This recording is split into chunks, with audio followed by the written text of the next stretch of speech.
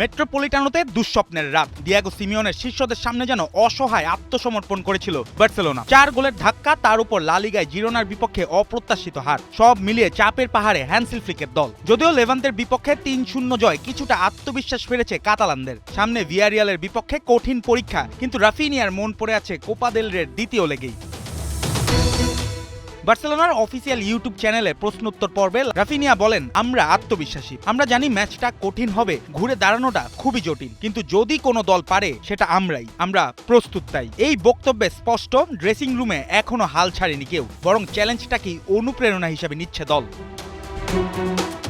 Hansi ফ্লিকের অধীনে বার্সেলোনার ভেতরের পরিবেশ বদলে গেছে আমূল। রাফিনিয়ার ভাষায়, বার্সা এখন একটা পরিবারের মতো। ভ্রমণ, অনুশীলন, ম্যাচ সব মিলে নিজেদের পরিবারের চেয়েও বেশি সময় কাটান তারা সতীর্থদের সঙ্গে। সেই বন্ধনই নাকি দলের সাফল্যের মূল চাবিকাঠি। আতলেতিকোর মতো শৃঙ্খলাবদ্ধ ও রক্ষণভাগ কেন্দ্রিক দলের বিপক্ষে ফিরতি লেগে এই ঐক্যই হতে পারে বার্সার সবচেয়ে বড় অস্ত্র।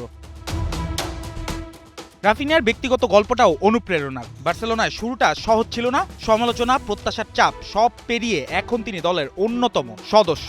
গত মৌসুমে 57 ম্যাচে 34 গোল ও 26 অ্যাসিস্ট, পরিসংখ্যানেই বোঝা যায় তার প্রভাব। যদিও চলতি মৌসুমে ইনজুরির কারণে 13 ম্যাচ মিস করেছেন তিনি।